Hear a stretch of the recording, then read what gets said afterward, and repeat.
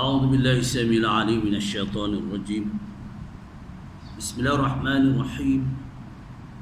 الحمد لله رب العالمين وبه نستعين على أمور الدين وعلى آله وصحبه ومن تبعهم ووالاه. سبحانك لا علم لنا إلا ما علمتنا إنك أنت العليم الحكيم. رب اشرح لي صدري ويسر لي أمري واحلل عقدة من لساني يفقهوا قولي.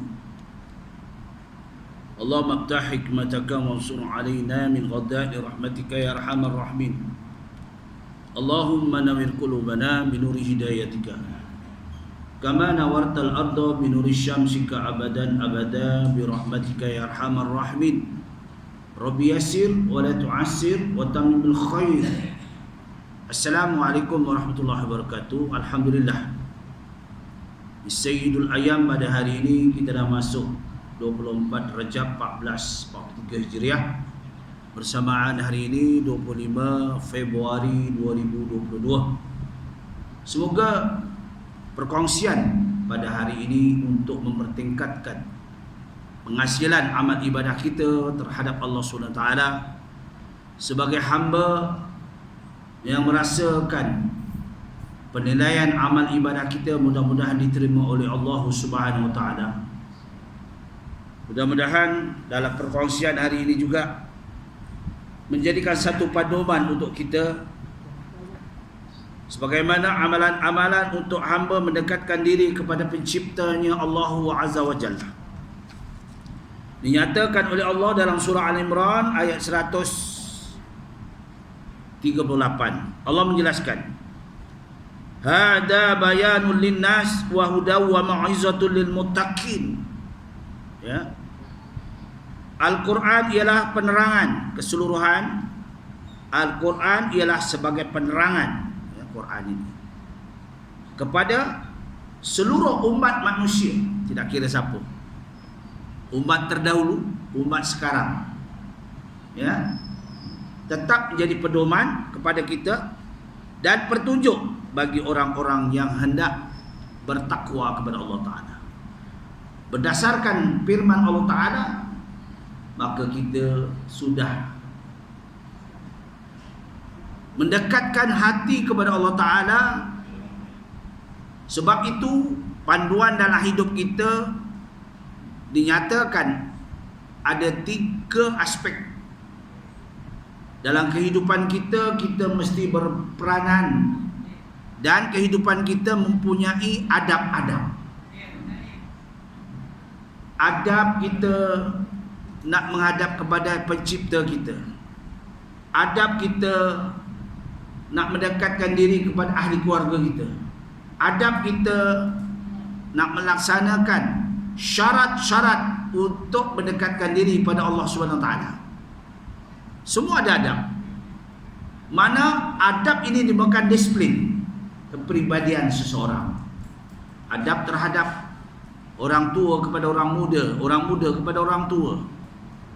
Adab kita kepada pemimpin, adab kita kepada ahli keluarga, adab kita kepada jiran tetangga, adab kita kepada masyarakat seluruh amnya. Adab inilah yang dikatakan oleh ulama besar kita, Al-Hujjatul Islam Al-Imam Ghazali rahimahullahu ta'ala. Sebab itu kita nak kongsikan adab-adab. Orang yang berpegang pada peraturan, disiplin, adab ini, nescaya orang ini mempunyai satu kualiti kepribadian yang baik, jiwa yang tulus dalam kita mempertingkatkan tekad kita sebagai hamba yang bertakwa kepada Allah Ta'ala. Inilah yang dinyatakan oleh Allah SWT. Tazkirah atau perkongsian berhubung tentang apa yang dinyatakan oleh Hujjatul Islam. Nama sebenarnya ialah Al-Imam Ghazali rahimahullah ta'ala, apa juga dinamakan Abul Ghazali, ya, Abul Hamid Al-Ghazali rahimahullah. Kitab yang diterjemahkan oleh ulama besar Ahmad Fahmi Abul Bahrain, ya, iaitu namakan Abu Ali Al-Banjari Al-Induni Maliki. Ya, apa dia? Adab-adab melaksanakan ketaatan. Ini yang penting. Adab-adab melaksanakan ketaatan kepada Allah. Kita nak taat pada Allah, bukan kita main meluru je. Ya. Sekarang ni kita mempunyai, tengok, adab kita nak masuk ke surau pun kena mendaftar nama. Tak nak masuk surau. Mana boleh masuk terus, tak boleh. My Sejahtera tunjuk dulu. Ya.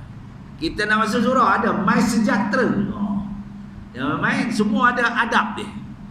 Main masuk melulu tak boleh. My Sejahtera tunjukkan. Ya. Ya tak? Berapa dos? Ya. 1 dos, 2 dos, dos pengalak. Ya. Tu. Dos baik, dos tak baik, wallahu alam. Tu Allah yang tahu. Ni. Jadi adab ni. Itu sebab dinyatakan oleh Allah SWT, ketahuilah olehmu, kata Imam Ghazali rahimallahu ta'ala, adalah merupakan fardu atau wajib dilaksanakan dalam kita mendekatkan diri untuk mentaati Allah SWT. Untuk mentaati Allah SWT. Dinyatakan di sini, yang pertama, fardu itu adalah modal. Ya, fardu itu perkara yang wajib adalah modal. Kita nak berniaga tak ada modal mana? Ayah. Jual nasi lemak kena ada modal. Nak beli nasinya, berasnya, ya tak? Nak beli apanya? Lauk dia apa? Sekurang-kurangnya ada ikan bilis. Nak buat sambalnya tu pun mesti ada modal.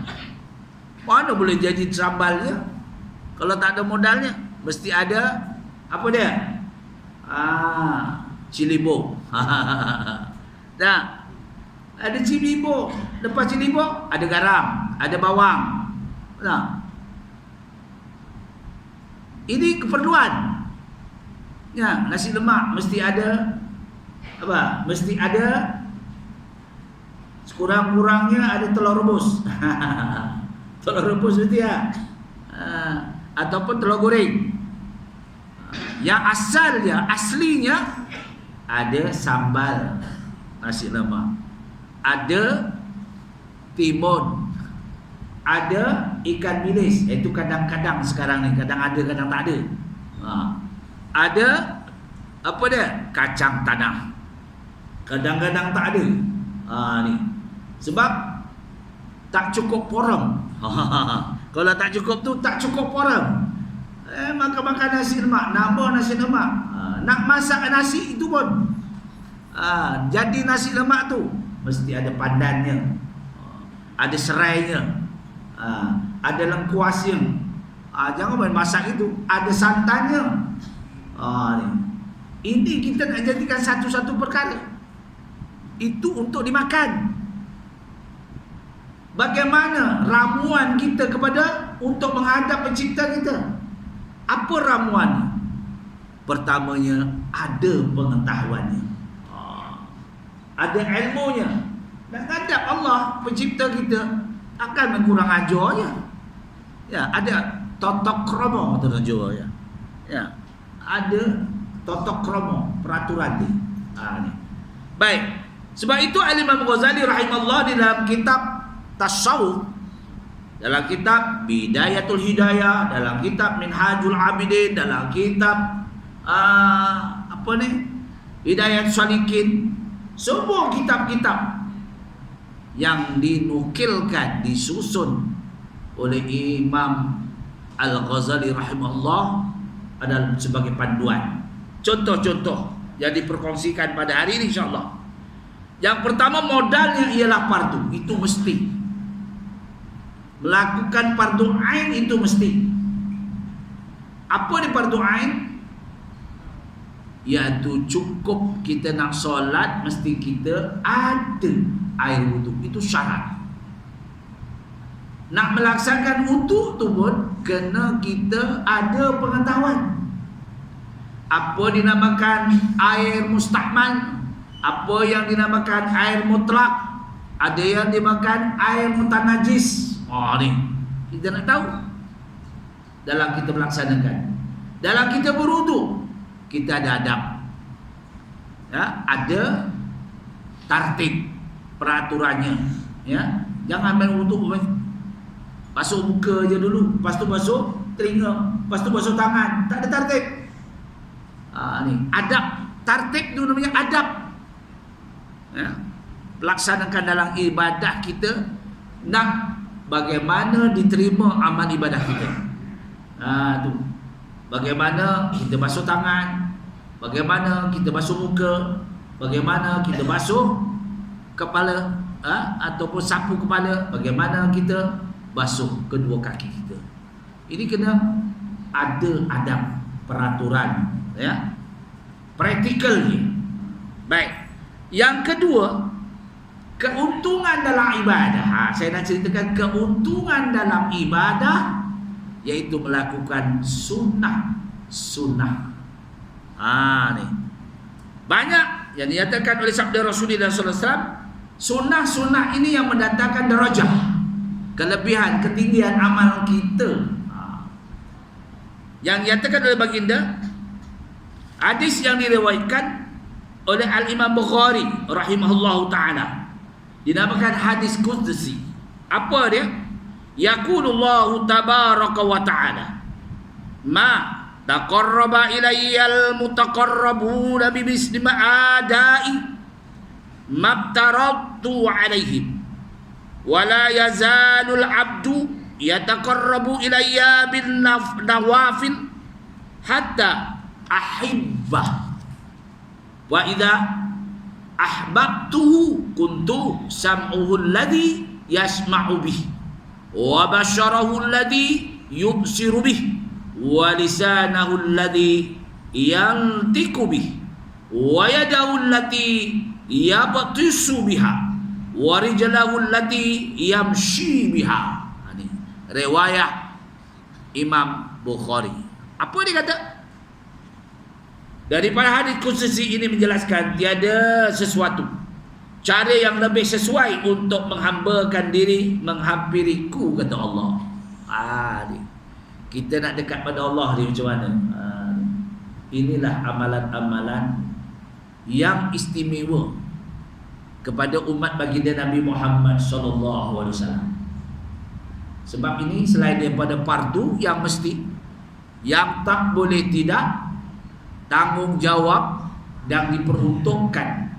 Sesuailah sekarang ini dengan kita menghadapi, ya, dinamakan tak lama lagi dinamakan bulan Isra' dan Mi'raj. Ni apa kelebihan solat yang diberikan kepada hamba Allah Ta'ala, ya. Sebab itulah kita kena latih diri kita bagaimana untuk mentakarrufkan diri kepada Allah Ta'ala. Ada beberapa hadis dengan umpama mereka melakukan ibadah yang aku fardukan ke atasku kepada mereka, dan sentiasa seseorang hamba menghampirkan diri kepadaku, kata Allah Ta'ala. Ni hadis ini lah. Apa dia? Pertama, dengan menambah amal-amal yang sunat. Apa dia? Setelah mereka melakukan fardu, amal-amal yang sunat. Ini yang sunat pun memalah macam mana? Sedikit sembahyang fardu cukup lah. Waktu zuhur habis-habis dah jalan, kalau kabut je. Ya, hidup kat dunia ni, kalau kita asyik kalang kabut ni susah. Adalah peruntukan untuk Allah Ta'ala pencipta kita, ya, untuk Allah Ta'ala. Ini kadang-kadang kita tak jaga adab kita nak sembahyang. Contoh, adab kita nak sembahyang. Hari ini orang tengok sop pertama penuh, masuk sop kedua ambil tengah. Mana belajar? Wallahualam. Ni sop pertama penuh lah, dia masuk yang tengah pula. Oh, ke belakang. Kanan dulu. Cuba tuan, Allahu Akbar, lepas takbiratul ihram, tangan kanan di atas ke tangan kiri di atas? Nak tanya, tangan kanan atas ke tangan kiri di atas? Kanan. Tujulah kanan dulu. Aduh, kita dengan isteri kita ambil belah kanan dulu, jangan kiri dulu. Itu faham pula. Semua ada adab. Nah, nak menggauli isteri pun ada adab. Mana boleh melompat aja. Tendang pun badan. Ada adab. Dibujuk, disik, alon-alon, jadi kelakon. Ni. Ya. Ni terus-terus. Ya. Grongkos kata orang Jawa. Nah, baik, ini adab. Semua ada adab. Dalam solat pun kita ada adab. Sop pertama penuh. Maka ambil sebelah kanan, daripada kanan ke kiri. Kanan. Ini tengah beri. Allah. Payah nak nyusun. Benar? Itu juga minta maaf tak isyak tahu mana-mana. Tuan Bilal, ini ambil tugas imam. Bilal ambil tuan imam. Sob, itu bukan kerja Bilal, itu kerja imam. Istau pula. Imam punya kerja. Kau ambil jawatan aku lah. Bilal pula. Sob, kata Bilal. Alah, siapa suruh? Itu kerja imam. Itu adab. Tunggu imam tu timbang rasa. Okeylah, kau ambil dulu. Kalau imam tu, woi kerja aku lah. Istau. Itu kerja imam. I'tadu iqamis salatu rahimakumullah. Kerja imam. Cuba kita pergi Mekah. Imam tu Mekah tau. I'tadu tu. Bilal ke imam? Saya nak tanya, Bilal ke imam? Imam. Tapi di sini di mana-mana sop. Bukan sauf. Dia sop ayam ke sop kambing wallahu alam. Istauf ya. Jangan sop. Sop ayam, sop kambing sama semacamnya. Jaga. Itu dah adab. Kita kena jaga adab ya. Semua kena adab. Sebab itu dirasakan ini bagaimana kita nak dapat kasih sayang Allah Taala. Fa iza ahbabtu kuntu sam'ahu allati yasma'u bih wa basarahu alladhi yubsiru bih wa lisanahu alladhi yantiqu bih wa yadahu allati yabtisu biha wa rijlahu allati yamshi biha. Kita nak supaya apa yang kita cakap didengar oleh Allah. Apa yang kita baca tu Allah dengar. Supaya apa yang kita lakukan Allah lihat. Supaya apa yang kita cakap Allah perhatikan. Ini doa panjang-panjang pun Allah tak dengar. La yasma'. Tak dengar langsung. Sebab apa? Tak ada adab. Ni. Allah nak sayang kita mesti ada adab. Ya? Baik. Qala dalam hadis kudusi, tiada sesuatu cara yang lebih sesuai untuk hamba-Ku menghampirkan dirinya kepadaku dengan seumpama mereka melakukan ibadah yang ada padaku yang kuperintahkan, iaitu ibadah fardu ke atas mereka. Dan sentiasa seseorang hamba itu menghampirkan diri kepadaku dengan menambah amal-amal yang sunnah.